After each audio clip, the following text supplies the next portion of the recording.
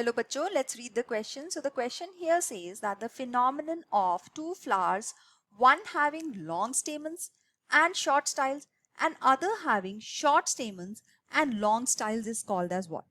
So यहाँ पे हमारे इस क्वेश्चन का जो की कॉन्सेप्ट है वो हम पहले देख लेते हैं. की कॉन्सेप्ट है mechanism of for pollination in plants. So this is mechanism for pollination in plants. तो सबसे पहले हम देखते हैं कि जो फर्स्ट ऑप्शन यहाँ पे दी गई है वो है एलोगेमी. सो एलोगेमी मतलब दो डिफरेंट टाइप के फ्लावर्स के अंदर जो है वो पॉलिनेशन हो रही है, तो ये एक तरह की क्रॉस पॉलिनेशन है. so, दो डिफरेंट स्पीशीज के प्लांट्स हैं जिनके अंदर क्रॉस पॉलिनेशन हो रही है. तो यहाँ पे कोई भी ऐसा कनेक्शन नहीं है कि दो फ्लावर्स है जिनमें लॉन्ग स्टेमन्स या शॉर्ट स्टाइल्स है. Then second one is heterostyly. Heterostyly एक तरह का आउट ब्रीडिंग डिवाइस है. आउटब्रीडिंग डिवाइसेस वो डिवाइसेस होते हैं जो कि इनकरेज करते हैं, नेचुरली प्रेजेंट है, और ये इनकरेज करते हैं क्रॉस पॉलिनेशन. क्योंकि क्रॉस पॉलिनेशन के हमेशा ही ज़्यादा एडवांटेजेस हैं. क्रॉस पॉलिनेशन में वेरिएशंस आती हैं, अडेप्टेशन बढ़ती है, क्रॉप यील्ड बढ़ती है.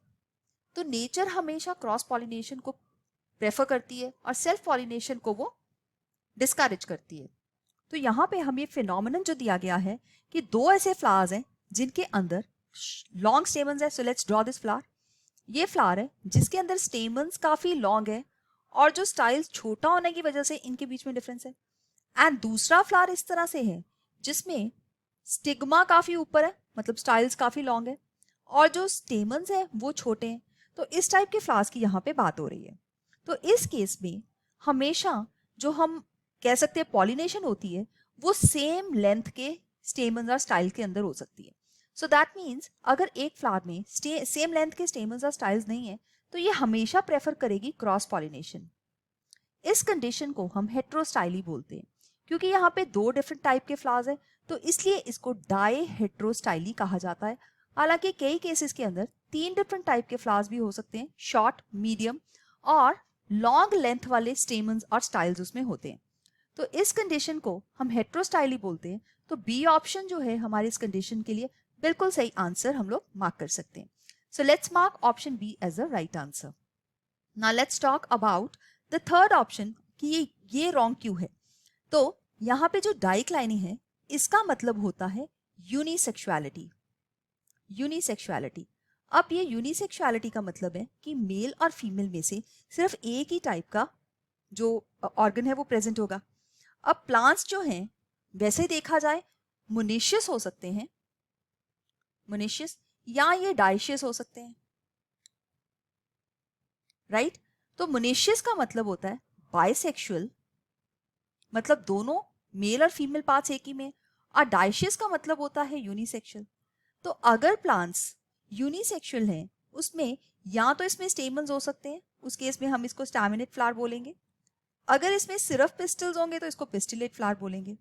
तो अगर दोनों में से एक ही ऑर्गन है जो या मेल या फीमेल तो नेचुरली इसके अंदर हमेशा ही क्रॉस पॉलिनेशन होगी.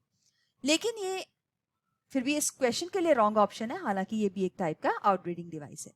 फिर हमारे पास नेक्स्ट आ जाता है अबाउट द हर्कोगेमी. तो हर्कोगेमी भी एक तरह का आउटब्रीडिंग डिवाइस है और लेट्स सी कि इस हर्कोगेमी के अंदर क्या होता है. हर्कोगेमी जो है वो होती है spatial separation of anthers and stigma in a bisexual flower. तो फ्लावर हालांकि बाइसेक्सुअल है, इसमें चांसेस जो हैं वो है कि ऑटोगेमी होनी चाहिए, लेकिन ऑटोगेमी नहीं होती क्योंकि उनकी जो स्पेशियल अरेंजमेंट है फ्लावर के अंदर वो इस तरह से है कि उसके अंदर सेल्फ पॉलिनेशन पॉसिबल नहीं है. सो इसको हम बोलते हैं herkogamy. So this is also the wrong answer. So A, C and D को हम रॉन्ग मार्क कर सकते हैं, while B part can be marked as the right answer for this question. I hope you have understood it well. All the best. Thank you.